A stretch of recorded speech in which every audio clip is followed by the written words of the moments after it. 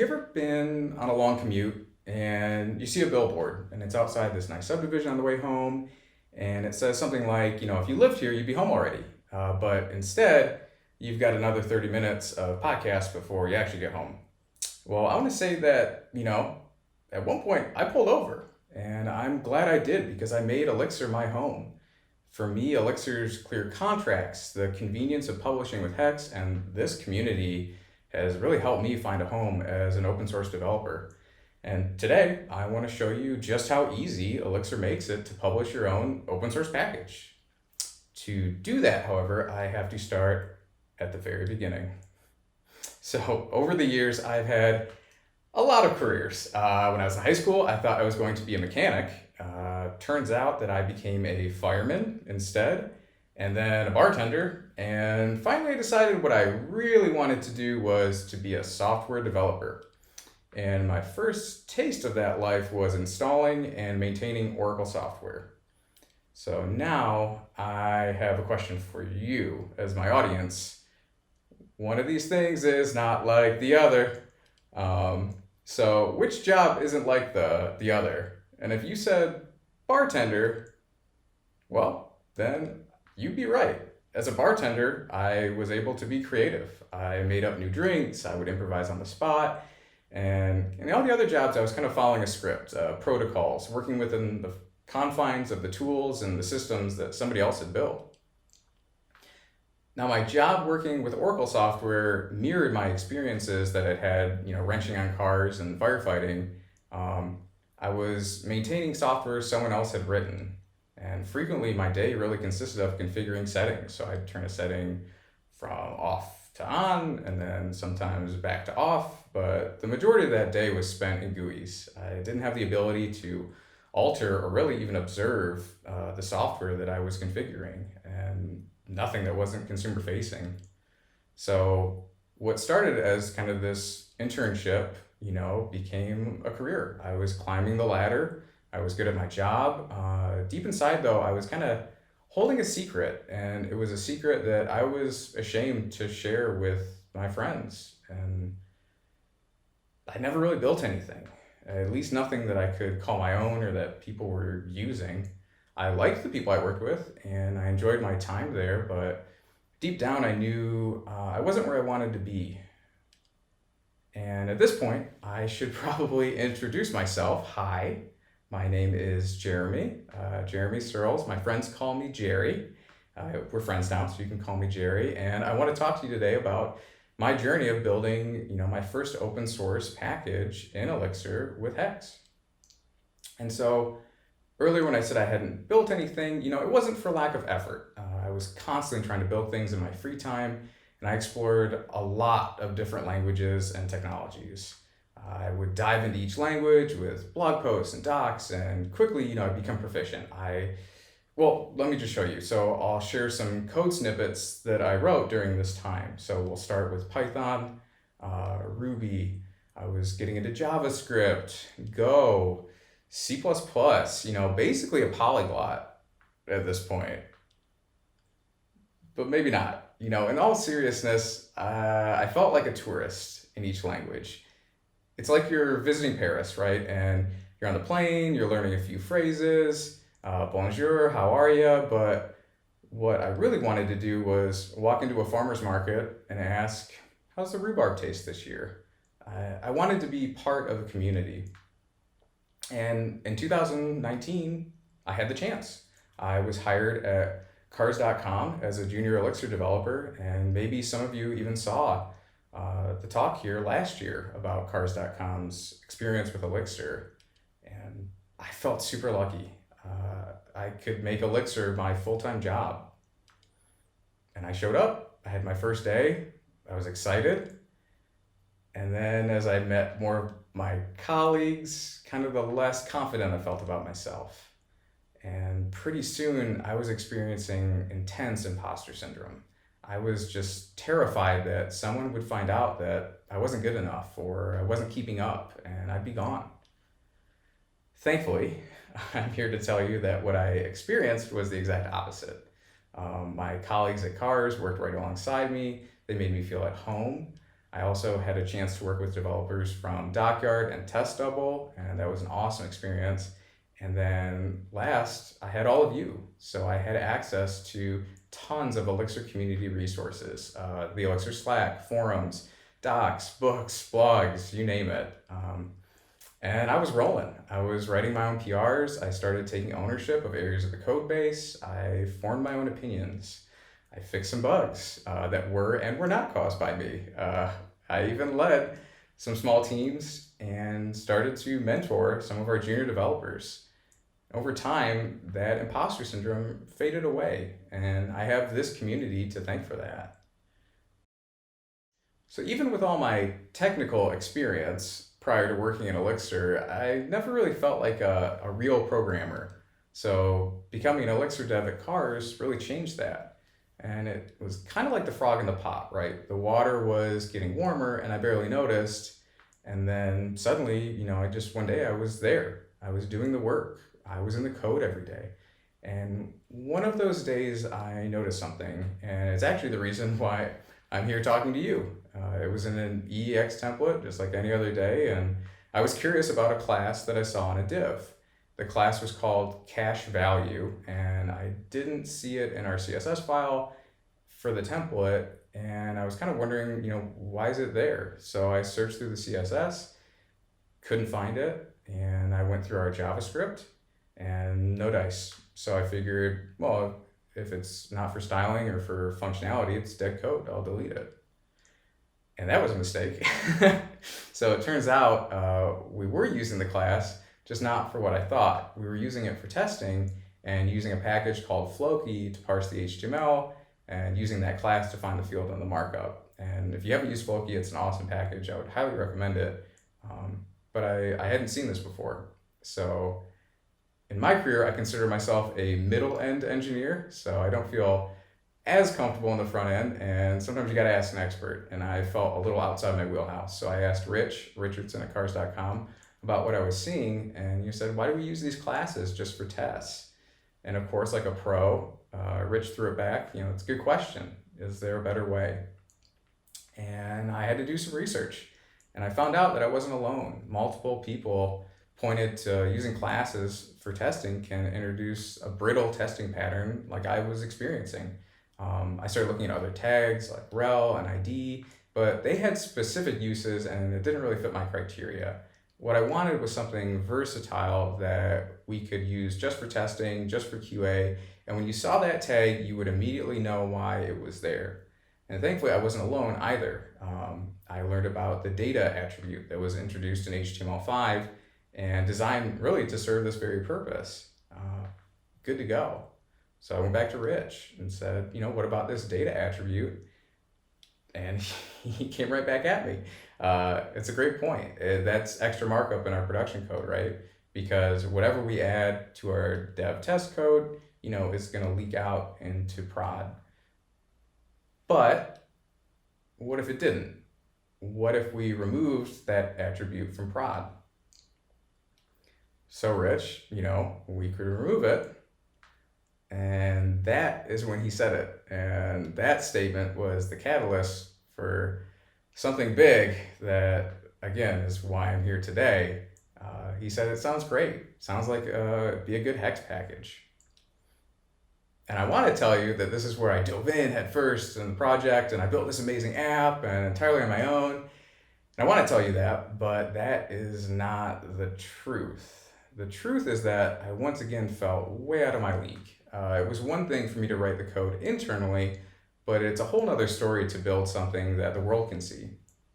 And so if we go back to that first graph where I was feeling pretty good, after Rich's suggestion, the scale got a lot bigger and I felt a lot smaller because if, being a real programmer is right here, in my mind, being an open source developer is way up here. And I was right about here. So now what? I'm feeling in way over my head. And of course, I immediately came up with a bunch of excuses of why I should not build this package. Thankfully, though, this talk is about more than just building Hex packages. It's a time for me to highlight the amazing people that encompass this community. And one of the first people that I talked to about this package was Sam Jones, a developer at Test Double, and said, hey, it's only just a few lines of code. It's very small. Is it even worth its own package? And Sam said, yeah, simple's good. Do one thing well. And I talked to Michael Crum, a developer at Dockyard, and said, hey, if this is such a great idea, why hasn't someone else done it? It feels like there's a package for absolutely everything. And Crum had a good point too. Elixir's young. You, audience, can be the first to make a package. And finally I went back to Rich, who had suggested all along that I do this to begin with. And was I wasting my time? Would anyone use it? And he told me, you'll use it, and I would too. And it's kind of him to say, and it was a good point. Whether other people use it or not was a bonus. Really, it's something that I wanted to build. And so this was happening, whether I felt ready or not. And looking back, I never really felt ready for any of this, right? I just started doing things, and I had awesome people giving me feedback and advice along the way. So this would be no different. And with that, let's build a package. So I assume that's what you are here for, audience. And this project starts like most other Elixir applications. It's our good friend Mix. What's the hardest part of coding though? What do you name it? What do you name the package? I was trying to remove attributes from prod. So something with adder, removing adders, de-attribute. No, I didn't like that. Removing an adder's attrition. It's punchy, it's fun, check the box. So let's build attrition. And our new app will generate all we need to get started, which is great. We can hop right into the main application file, attrition.ex, and get to work. And I like to start small, like really small. Just a simple function that takes a string and returns an interpolated string with escaped quotes. And before going any further, with just our simple function, let's do something a bit brash and release it. Trust me on this. So after creating a public Git repo for the package, you can create a release in GitHub, or in this case, a pre-release with a tag. And the version tag is going to be your ticket to sharing the package. So we have an app, it's in pre-release. You're basically done. Maybe not. There's a lot of work to do, but what's the best way to go about it? And I was trying to think, what would it be like to experience attrition, my package, as a user? How could I develop with the user experience at the forefront of the process? And I imagine many of you are familiar with TDD, test-driven development, where you write a failing test, and then you make it pass, and then you refactor, and you repeat that.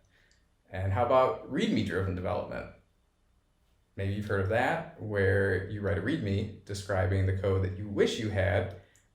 You write the actual code, and then profit? I don't know. There's a third step, I think, maybe, I don't know, but we'll just go with it. So let's spice things up. Let's try a new way of coding, and you may have heard of Swift playgrounds, so let's get that Swift out of there, and you got yourself Elixir playgrounds.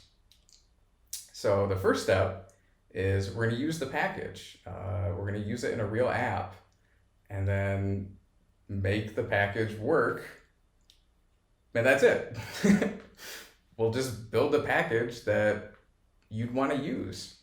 So to build attrition, then I need two apps. I need the package itself, and then some kind of a playground. So since I'd be designing attrition to be used with Phoenix, I could just have a Phoenix app as my playground.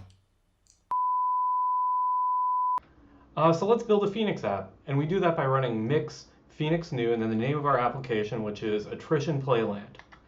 Now running this command is going to generate a lot more output than just mix new, but it's everything that we need to get started. Here's what we generated. Let's hop into mix project, which is in mix.exs. This is the attrition playland app, the mix project, and we can add attrition as a dependency so that we can experience it just as a user would. Notice that we're referencing Git right now because our package is currently in pre-release, and also that the tag matches the tag that we created on GitHub. Running mixed deps will fetch attrition from GitHub. And now let's try to use attrition in the generated template just like a user would. So we create a div and we call that function. So attrition.datatest, and we pass it a string. We spin up a local host and look at the page source on the test app, and there it is. There's our data test attribute. And this works, but I didn't really like the API. It's a little messy, and it didn't solve the problem of removing the code from production. This would just show up in prod. So thanks to it being a public repo and having that Git release, I could share it. I could share the package as well as the playground of how to use it with anybody. And so I shared it with Rich and said, hey, check it out. And I'm getting started on this. And he said, nice. But what if you inject the code with a macro? And I'd never built a macro. So how do I do that? Well, thankfully, I work in Elixir, right? So I go to the docs. And the docs gave me exactly what I need to build my first macro. It's right there on the front page, our first macro. So let's build a macro. Where do we do that? Well, we'll build a macro in our package in attrition.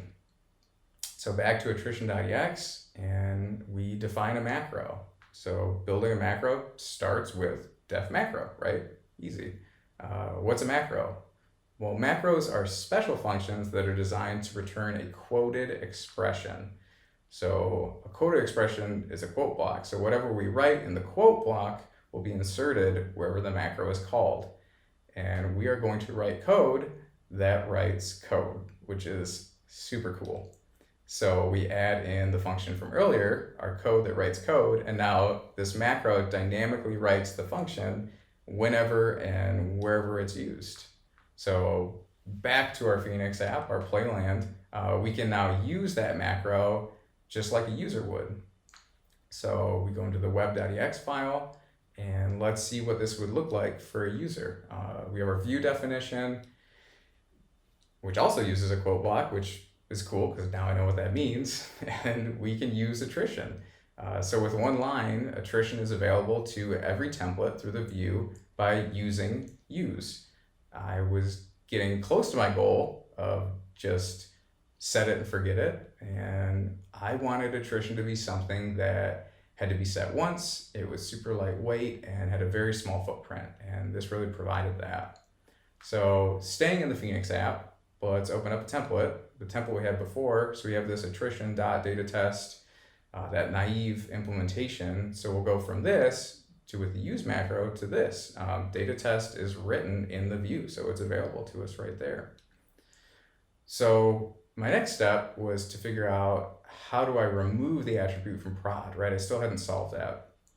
And through the power of open source, I dug into a few different packages and I wanted to see how they ticked. So this alongside blog posts gave me a good idea of where I wanted to go next. I needed a configuration. So I'd add a configuration line to the Phoenix app that would be using my package, specifically in the mixenv where I wanted the data attribute to appear.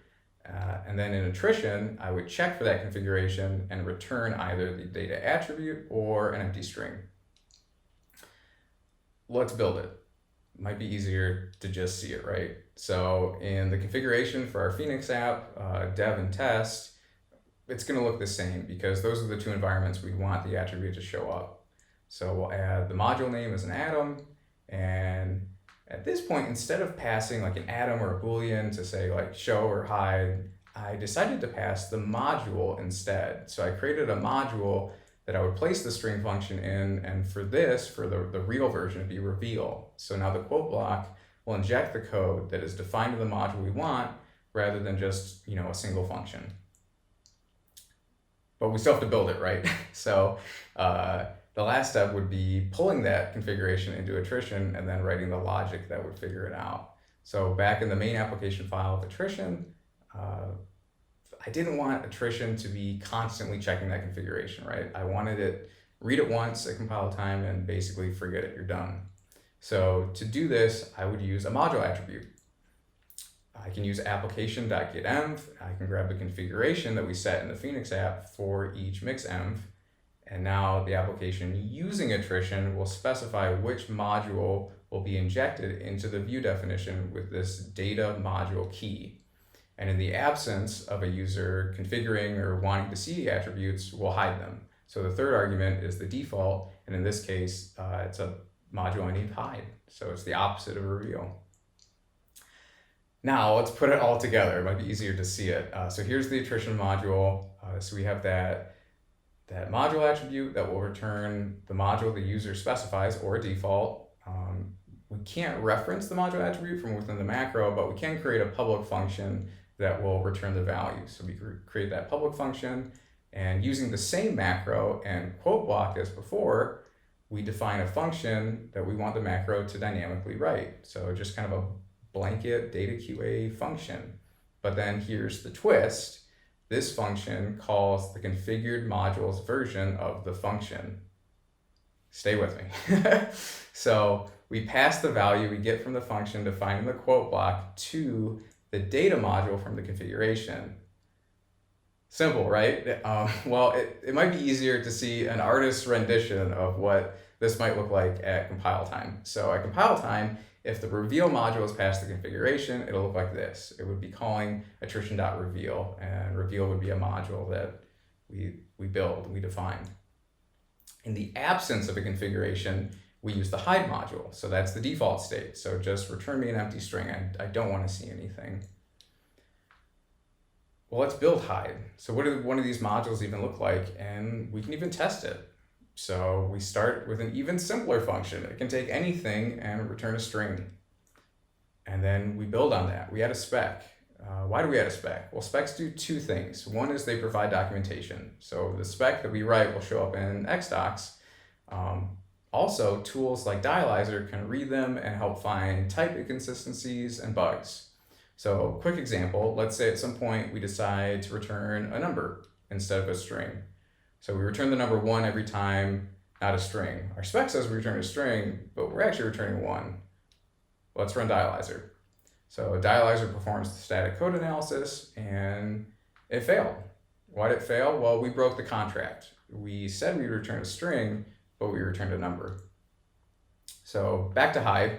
On top of a spec, we'll want a doc. Docs add cherry on top, but unlike specs, if a doc's out of date, we don't have a feedback mechanism, so something to be aware of. And of course, we're good developers, so we're going to write tests, and XUnit comes out of the box. It provides everything we need. We add a describe block, a simple test, given anything, returns an empty string, and assert on it. And then run it. So wash, rinse, repeat. We'll write all of our tests and get that green light that we all so desperately search for. So with each iteration, I was growing stronger and I felt ready. I just had to configure it, right, to publish. And this can be done in the mix project of attrition. So attrition.mix project, we define the attributes that are going to show up in Hex. The basic structure is provided for us from that original mix new command. It's all there. So we just have to customize it. So in the project definition, we have the app name, we have the version, and this is important because the version shown here is what's going to be shown on Hex. So keep it consistent, keep it up to date, and when you want to publish the next version, update that GitHub version tag as well.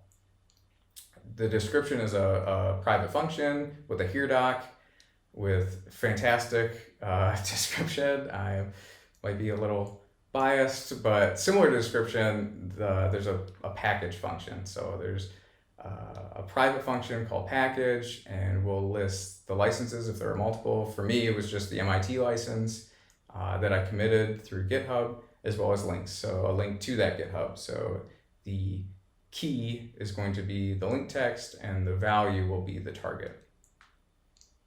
Finally, we add our dependencies. So this is a really simple package. There aren't many dependencies, and in all honesty, I wanted to design it that way. I wanted attrition to be as lightweight as possible, so I was cautious adding dependencies to the project. I can't tell you how many times Dialyzer saved me from myself, so that was something I wanted to add. And then Xdoc. So with Xdoc, you get automatic documentation builds when you publish your package. We'll see the output of Xdoc that Hex hosts in a minute, but really good recommendation is running mixed docs locally before you publish. Make sure it looks nice. We also need to specify the Elixir version in our project, so do that. Start permanent will terminate the node if the app terminates, and then build embedded will embed build artifacts instead of symlinks, two things that you want. Finally, as we used to say at the fire department, job's not done until the paperwork's done. So give Xdocs a little help. Here's some key value pairs, name, source, URL, docs that will assist Xdocs in generating our documentation. There's a lot more you can configure, but that should be enough to get started. So let's send it. I only have limited time. I'd encourage you to hit up Hex's publishing guide for more info, but this is enough to get going. So how do I do that? So step 1 of publishing, you got to register. You'll be asked a username, email, and password. Step 2, you build it. Step 3, you publish it. Yep. That's it. It is literally that easy. And the fun part is just like that, there it is. Within seconds, it is available on Hex, and you can see the links and the license that we specified in the project function. And the coolest part, in my opinion, and one of the hallmarks of Elixir, are the great looking docs that are generated and hosted for you as part of that publishing process. And there's a little more. For those that use Dash, like I do, as their documentation manager, your docs are available in Dash as well, which is awesome. So it's published, it's online. Now you just gotta wait for those downloads to roll in. Just keep waiting. Well, turns out that building the package is just one part of that process. The other part is marketing. You have to market your app, and trust me, I know that it is uncomfortable to be judged by people you don't know on the internet, and it is terrifying to be judged by your peers. But I think you might be surprised how supportive people can be, and especially people in the Elixir community. So part of that marketing is having a well-written README and something that provides clear instructions and information about your package. And I would encourage you to write the README that you yourself would want to use. I looked at my favorite packages and used the READMEs as kind of a template. So after making a little bit of a sales pitch internally at cars.com, we have some talks, we call it lightning talks. I opened a PR and delighted to see that people were engaging with attrition.